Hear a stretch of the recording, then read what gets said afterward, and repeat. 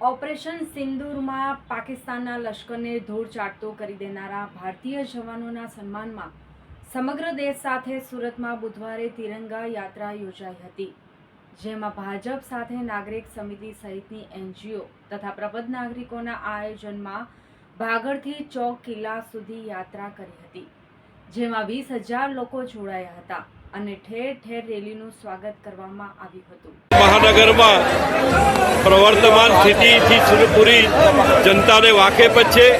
સાંપ્રત પરિસ્થિતિ પૂરા હિન્દુસ્તાનની, ખાસ કરીને આતંકવાદ સામે માનવતાવાદની લડાઈ અને એમાં પણ આદરણીય પ્રધાનમંત્રી શ્રી નરેન્દ્રભાઈ મોદી સાહેબ જે મોદી સરકારની ઝીરો ટોલરન્સની નીતિ આતંકવાદની સામે એટલું જ નહીં 140 કરોડ દેશવાસીઓના રક્ષણ માટે આદરણીય પ્રધાનમંત્રીજી આતંકવાદની સામે જે રાષ્ટ્રવાદની લડાઈ લડી રહ્યા છે, એટલું જ નહીં જે સેના આપણા જે સૈનિકો જે છે એ સૈનિકો પણ પોતાની વીરતા, શૌર્ય, પરાક્રમથી આતંકવાદને કચડી નાખવા માટે આપણે આખી દુનિયાએ જોયું જે પરાક્રમથી સૈન્યનો જે ઉત્સાહ જે વધ્યો છે, સૈન્યએ જે સાહસ બતાવ્યું છે, જેને કારણે પૂરા વિશ્વમાં ભારતની ગૂંજ માલુમ પડે છે। એના માટે આજે સેનાના સમર્થનમાં, સેનાના સહયોગમાં, સેનાના સાથે સમર્પણના ભાવથી આજે આ તિરંગા યાત્રા એ સૈનિકોને સેલ્યુટ આપવા માટે આપણે નીકળ્યા છે। ત્યારે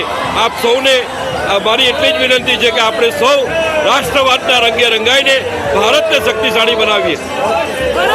તિરંગા યાત્રામાં જોડાયા છો, શું કહેશો?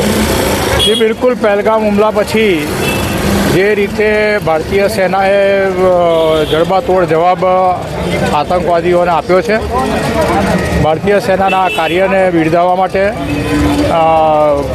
લોકો દ્વારા જે તિરંગા યાત્રાઓ કાઢવામાં આવી છે એમાં આજે જોડાવાનું સૌભાગ્ય મળ્યું છે।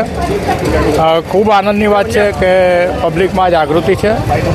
જેમ આપણા 26 લોકોના મૃત્યુ થયા, જે શહીદ થયા, સાથે આ જે કંઈ પાકિસ્તાન જોડેની અથડામણમાં પણ આપણા જે કંઈ લશ્કરના લોકો શહીદ થયા એનું દુઃખ તો બિલકુલ ભારોભાર દુઃખ છે, પણ સાથે પબ્લિકમાં આટલી જાગૃતિ છે એનો પણ આનંદ છે। ઓપરેશન સિંદૂર માટે કામગીરી માટે શું કહેશો સેનાની? બિલકુલ, સેનાની કામગીરી જડબે સલાખ છે ને આ કામગીરીને બિરદાવવી જ પડે।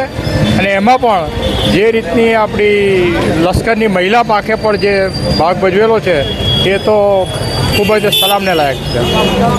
Bureau report LK star news, Surat.